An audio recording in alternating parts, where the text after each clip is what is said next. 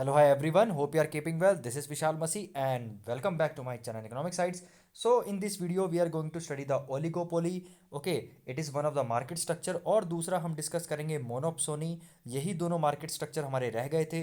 इससे पहले हमने already perfect competition, okay, then monopoly and monopolistic already हम कंप्लीट कर चुके हैं. So now we are going to discuss that is a oligopoly.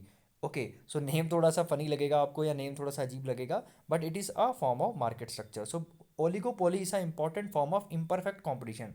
अब कई बच्चे कंफ्यूज हो जाएंगे, सर इम्परफेक्ट कंपटीशन क्या होता है. देखिए सिंपली अगर मैं पूरे मार्केट स्ट्रक्चर को दो हिस्सों में डिवाइड करना चाहूँ तो एक तो हो गया परफेक्ट कंपटीशन पहला वाला, और बाकी जितने भी हो गए वो हो गए इम्परफेक्ट कंपटीशन. ठीक है, इम्परफेक्ट कंपटीशन शॉर्ट फॉर्म में आईपीसी लिख दिया है. मतलब इसके अंदर मोनोपोली भी आ जाएगा, इसके अंदर मोनोपोलिस्टिक भी आ जाएगा, इसके अंदर ओलिगोपोली भी आ जाएगा, और इसके अंदर क्या आ जाएगा, मोनोप्सोनी भी आ जाएगा, जो हम पढ़ने वाले हैं इसके बाद. तो बेसिकली एक एक हो गया परफेक्ट कंपटीशन, एक हो गया इम्परफेक्ट. तो इम्परफेक्ट के अंदर फोर आते हैं और परफेक्ट आपको पता ही है. ठीक है, तो ये हम अगर हम डिवाइड करें परफेक्ट और इम्परफेक्ट के बीच में, तो इम्परफेक्ट में के अंदर ये सारी चीज़ें हमारी आती हैं. ठीक है. So oligopoly is one of the imperfect competition competition among the few sellers. और इसमें क्या होता है बेसिकली ओलिगोपोली में, कि जो सेलर्स होते हैं ये फ्यू होते हैं. ठीक है, सेलर्स आर फ्यू. अब जैसे आप बोलेंगे सर इसका एग्जांपल बताओ, तो बेस्ट एग्जांपल है ऑटोमोबाइल, कार्स का. देखिए कार्स के ऐसे मल्टीपल कंपनीज हो ही नहीं सकती पहली बात, और है भी नहीं. व्हीकल्स जितने ऑटोमोबाइल्स हो गए हमारे, अब बाइक, इवन बाइक्स हो गई. ठीक है, उसकी भी कंपनीज लिमिटेड है, ऐसा नहीं कि बहुत ही ज़्यादा चॉइस है आपके पास. चॉइस है 5 से 6 कंपनीज के आपके बीच में, 7 कंपनी 8 कंपनी, मैक्सिमम 10 ले लीजिए. इतनी कंपनीज इंडिया में है जिसमें आप अपनी बाइक जो है ले सकते हैं. ऐसी कार है, इसके भी कंपनीज लिमिटेड है. ठीक है, तो ये होता है ओलिगोपोली. इसमें क्या होते हैं, सेलर्स फ्यू होते हैं, लेकिन इनका मार्केट बहुत अच्छा होता है, और हर एक सेलर का बहुत तगड़ा मार्केट होता है. ठीक है, जैसे मोनोपोलिस्टिक में हल्का मार्केट होता है और हर किसी का थोड़ा बहुत मार्केट होता है, लेकिन जो आपका ओलिगोपोली है इसमें सेलर्स फ्यू होते हैं, लेकिन इनका मार्केट बहुत होता है. ठीक है, हर एक सेलर का, और हर एक सेलर क्या है वहाँ पे इंपॉर्टेंस रखता है. इवन जो मोबाइल फ़ोन्स हो गए आपके, ठीक है, इलेक्ट्रॉनिक प्रोडक्ट्स हो गए, जो रेफ्रिजरेटर्स हो गए आपके, जितने भी हैं, वॉशिंग मशीन्स हो गई, मोबाइल फ़ोन्स हो गए, कार्स हो गई, बाइक्स हो गई, ट्रक्स हो गए, बसेस की कंपनीज हो गई जो उसको मैन्युफैक्चर करती हैं. ठीक है, तो ये सारी कंपनीज बेसिकली क्या किस में आती हैं, ओलिगोपोली में आती हैं. क्लियर हुआ मेरी बात. चलिए तो एक बार इसकी डेफिनेशन देख लेते हैं.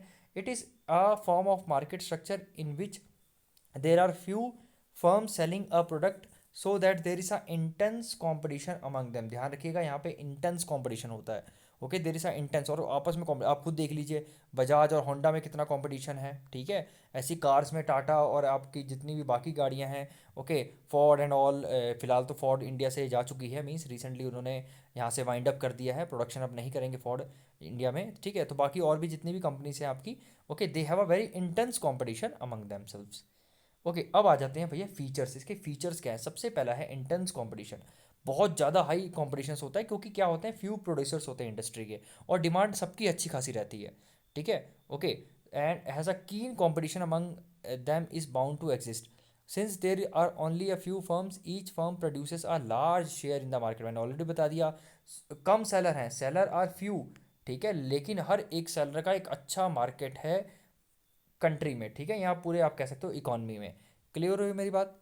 चलिए, और जो राइवल्स हैं वो बहुत कम है, दो every one has a very influence on the market price. और हर किसी का, मतलब हर एक सेलर का एक अच्छा खासा जो है प्राइस पे इन्फ्लुएंस होता है. तो यहाँ पे एक बात ध्यान रखिएगा, क्या ओलिगोपोली में प्राइस इन्फ्लुएंस कर सकता है, बिल्कुल कर सकता है एक सेलर. ठीक है, यह बात आपको ध्यान रखिएगा, बाकी आप पढ़ सकते हैं. सो आप इतना, आपको इतना टफ नहीं लगेगा. So it evolve both the aggressive and the defensive strategy भी यूज़ करते हैं ये. एग्रेसिव स्ट्रेटजीज मतलब एकदम प्राइस ज़्यादा फॉल कर देना. ओके, डिफेंसिव मतलब सेम प्राइस पे रखना. Okay, so oligopoly is the highest form of the inter competition. तो सबसे ज़्यादा इंटेंस कॉम्पिटिशन आपको किस में देखने को मिलेगा, ओलिगोपोली में देखने को मिलेगा. So this is a contrast to monopolist. मैंने आपको बताया था कि मोनोपोलिस्ट में क्या होता था, कोई भी कॉम्पिटिटर नहीं होता था. ठीक है, लेकिन यहाँ पे आपको कॉम्पिटिटर देखने को मिलेंगे. नेक्स्ट है इंटरडिपेंडेंस. ये बात ध्यान रखने की बात है, कि जो ये very important feature of the oligopoly is interdependence of the firm irrespective respect of decision making. मतलब जैसे मान लीजिए आपका जो बजाज है वो बहुत ज़्यादा डिपेंड करेगी होंडा पे. अब बोलेंगे सर होंडा पे कैसे डिपेंड करेगी, इनके तो अपने रिसोर्सेस है, इनके अपने रिसोर्सेस है. किसके, with respect to decision making. Decision making क्या होगा, प्राइस सेट करना. मतलब प्राइस क्या होना चाहिए एक बाइक का, बजाज टोटली बहुत ज़्यादा डिपेंड करेगी होंडा पे, कि अगर होंडा ही 110 सीसी की बाइक है या 125 सीसी की बाइक है, 150 सीसी की बाइक है, तो होंडा क्या प्राइस रख रही है, बजाज क्या रख रही है। अगर मान लीजिए बजाज ने बहुत ज़्यादा प्राइस रख दिया, तो ऑब्वियसली बात है बजाज को फिर सेलर इसके जो है आपके डिमांड कम रहेगी, होंडा की कम ज़्यादा हो जाएगी। तो बेसिकली ये प्राइस आसपास ही रखते हैं, ठीक है। तो ये वेट करते हैं अगर वो बाइक लॉन्च करे, so what price they are keeping, और उसके आसपास ही 3-4 हज़ार ऊपर नीचे ही रखा जाता है, ठीक है। क्लियर हुआ मेरी बात, ठीक है, चलिए। ओके, सो आगे चलते हैं। ठीक है, एक बार पढ़ लीजिएगा, आपको बहुत अच्छे से समझ में आ जाएगा। बाद में नेचर ऑफ प्रोडक्ट, देखिए नेचर ऑफ प्रोडक्ट क्या होता है, द फर्म्स अंडर ओलिगोपोली में प्रोड्यूस आइदर होमोजीनियस, देखिए होमोजीनियस प्रोडक्ट भी बना सकते हैं वो, आइडेंटिकल प्रोडक्ट भी बना सकते हैं, या डिफरेंशिएटेड भी बना सकते हैं। तो oligopoly is without product differentiation is pure oligopoly. तो जैसे मैंने आपको बताया था, प्योर कंपटीशन और परफेक्ट कंपटीशन है ना, दो उसी परफेक्ट कंपटीशन के अंडर प्योर कंपटीशन होता है। वैसे ही ओलिगोपोली भी दो तरह की होती है, एक तो आपकी प्योर ओलिगोपोली, जिसमें क्या होगा, अगर प्योर, अब क्वेश्चन आ सकता है कि प्योर ओलिगोपोली किसको बोलते हैं, तो उसे बोलेंगे विदाउट प्रोडक्ट डिफरेंशिएशन। आप यहाँ कह सकते हो जहाँ पे प्रोडक्ट आप डिफरेंशिएट नहीं कर पाओगे, ठीक है, that is a oligopoly. And oligopoly with the product differentiation, दूसरा होता है कि जो ओलिगोपोली किसकी, product differentiation, with the product differentiation.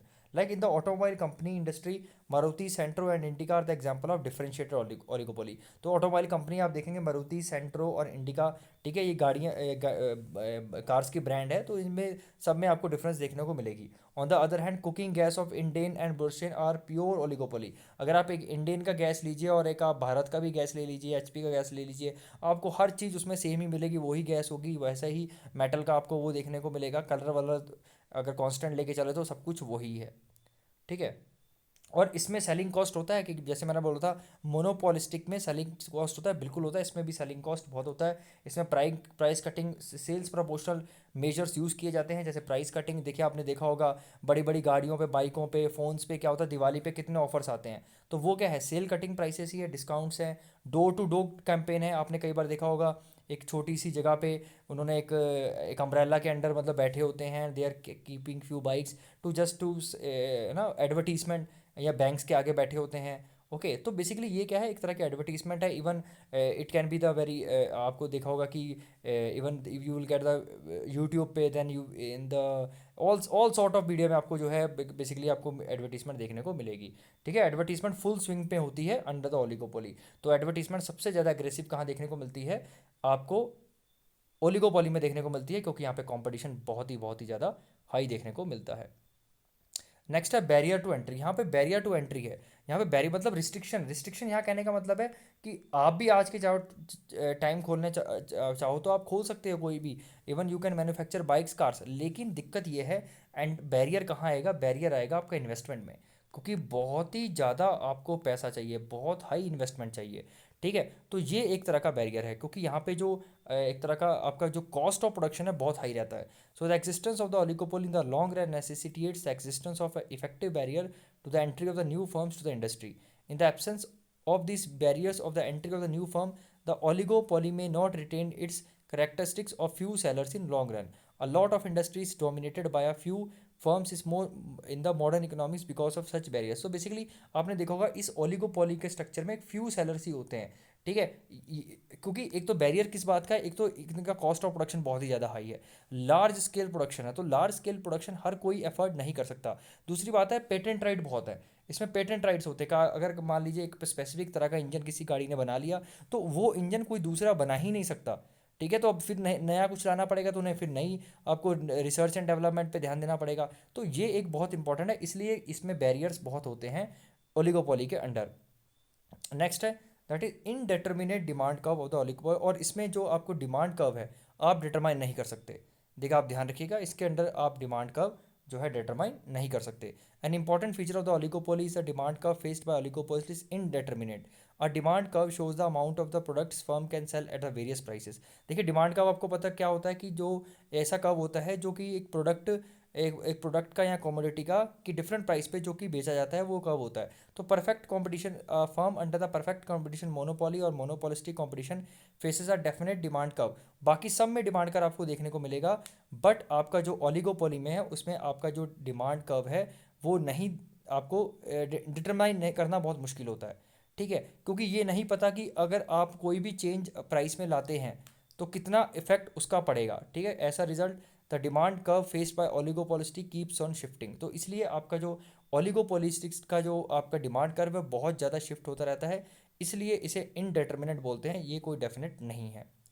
ठीक है, सो आई होप आपको चीज़ें क्लियर हो रही होंगी। ठीक है, बाकी ये जो टॉपिक है एक बहुत ही इंटेंस टॉपिक है, मैं इतना ज़्यादा डीप जाऊंगा नहीं क्योंकि आगे यूनिवर्सिटीज़ में आपको ज़्यादा अच्छे से पढ़ेंगे। तो ये एक बहुत ही अपने आप में एक वाइड टॉपिक है। तो फिलहाल आपके लिए इतना याद रखना कि इसका जो डिमांड कर्व है एक मार्केट स्ट्रक्चर है जिसका डिटरमाइन करना मुश्किल होता है, that is a oligopoly. Okay, बाकी बाकी इसमें जो एडवर्टीजमेंट है बहुत एग्रेसिव होता है। ठीक है, इंटरडिपेंडेंस देखने को मिलती है, इंटेंस कंपटीशन होता है, इसमें दोनों तरह के गुड्स हो सकते हैं, होमोजीनियस और नॉन होमोजीनियस। ठीक है, इसमें इंपॉर्टेंस ऑफ सेलिंग कॉस्ट होता है। ठीक है, तो ये आपका हो गया ओलिगोपोली। नेक्स्ट है आपका मोनोप्सोनी। मोनोप्सोनी बहुत सिंपल है, वेरी सिंपल है। इसमें क्या होता है, आपके जो जो बायर होता है सिर्फ एक होता है, ये सबसे यूनिक है। मतलब एक ही बायर होगा, सेलर्स बहुत होंगे। सेलर्स बहुत क्या मतलब फ्यू सेलर्स होंगे। ठीक है, अब ये है जैसे मान लीजिए मैं आपको बताता हूँ बेस्ट एग्जांपल, जो डिफेंस गुड्स बनाती है, जैसे टाटा भी डिफेंस गुड्स बनाती है, तो उसे खरीदता सिर्फ सरकार है ना। अगर आप राइफल AK-47 बना रहे हैं, मतलब कोई स्पेसिफिकली आर्मी के लिए बना रहे हैं, तो उसे आम लोग नहीं खरीद सकते। अब मिसाइल्स बन रही हैं, भले वो DRDO बना रहा है या इसरो कोई भी ऐसी ऑर्गेनाइजेशन बना रही है, तो वो बेसिकली बना किसके लिए, सिर्फ सरकार के लिए। उसमें भी बेसिकली मिनिस्ट्री ऑफ डिफेंस या हमारी आर्म्ड फोर्सेस के लिए। तो उसमें किस केस में बायर क्या हो गया, ओनली वन, और सेलर क्या हो गए, कई। अब गवर्नमेंट किसी को भी ठेका दे सकते हैं, सरकारी कंपनियां भी हैं, प्राइवेट कंपनी भी हैं जो कि ये सब चीज़ें बना के देती हैं। तो बायर लेकिन क्या होगा, सिर्फ एक ही होगा, there will be a single buyer. ठीक है, there will be a single buyer.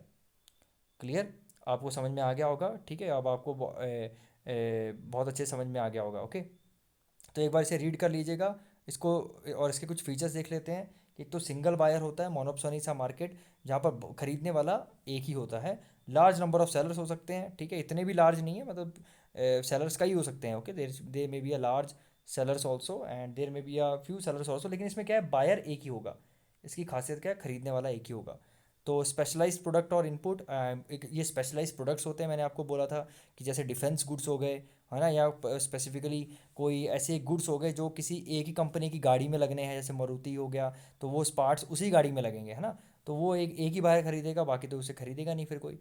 फिर लैक ऑफ मोबिलिटी, यहाँ से रिसोर्सेज शिफ्ट करना बहुत मुश्किल होते हैं। ठीक है, क्योंकि ये स्पेसिफिक इंडस्ट्रीज होती हैं, ये एक तरह की इसको मतलब शिफ्ट करना बहुत मुश्किल होता है, क्योंकि आप पर्टिकुलर एक ही बायर के लिए वो चीज़ बना रहे हैं, उसका बायर दूसरा मिलेगा ही नहीं, तो आप अपने रिसोर्सेज भी जो है मूव जल्दी नहीं कर पाएंगे। ठीक है, और ये ऑब्वियसली बात है, it is a price maker. क्योंकि सिंस प्राइस मेकर इसलिए है क्योंकि ये बायर एक ही है इसका।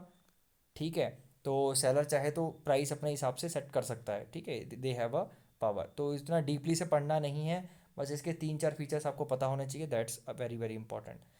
ठीक है, तो ये है आपके डिमांड कर्व्स। तो ये परफेक्ट कंपटीशन का डिमांड कर्व हर समय ऐसा रहता है, मोनोपोलिस्टिक का ऐसा रहता है, और मोनोपोली का ऐसा रहता है। ध्यान रखिएगा, मैं फिर से बता दे रहा हूँ, परफेक्ट कंपटीशन का क्योंकि इसकी डिमांड कोई किसी के साथ, मतलब डिमांड जो है, मतलब सॉरी, जो इस एक सेम प्राइस पे जो वो है, आपका प्राइस सेम रहता है भले डिमांड आपकी कोई भी हो। ठीक है, प्राइस सेम रहता है, इसमें प्राइस चेंज नहीं कर सकते। अच्छा, ये बात है, ध्यान रखिएगा, मोनोपोलिस्ट में हम क्या मानते हैं कि लॉन्ग टर्म पे जो प्राइस है कम होगा। ठीक है, मतलब अगर उसे ज़्यादा सेल करना है तो वो अपना प्राइस लोअर कर देंगे क्योंकि यहाँ पे कंपटीशन है। और मोनोपॉली में ये माना जाता है कि मोनोपॉली उससे भी कम, मतलब लॉन्ग टर्म पे मोनोपॉली प्राइस कम करते जाएंगे। आप बोलेंगे सर प्राइस क्यों कम करेंगे, देखिए कोई रीजंस होते हैं, मान लीजिए क्योंकि जो मोनोपॉली है जितना मोस्टली वो किसके लिए, वेलफेयर के लिए किया जाता है। तो जैसे जैसे इनकी मतलब ये प्रॉफिट अर्निंग नहीं होते ज़्यादातर ज़्यादातर। ठीक है, प्रॉफिट अर्निंग मान लीजिए नहीं होते, तो इसलिए हम ये माना जाता है कि मतलब in the you can say when they have to increase the sales they will reduce the prices. और सबसे ज़्यादा प्राइसेस कौन से रिड्यूस करेंगे, मोनोपॉली करेंगे। Plus they have a price discrimination policies also, आपको पता ही है। और मोनोपोलिस्टिक में अगर आपको आपको क्या करना है, आगे और सेल करनी है, तो इसका प्राइस आप क्या करते हैं, लोअर करते जाएंगे। देखिए सिंपल सी बात है, इसका प्राइस सेम है, इसमें अगर आप पहले इस प्राइस पे बेचा आपने, फिर इस प्राइस पे बेचा, तो आप देख रहे हैं प्राइस कम होता जा रहा है ना, ये प्राइस कम होता जा रहा है, देखो।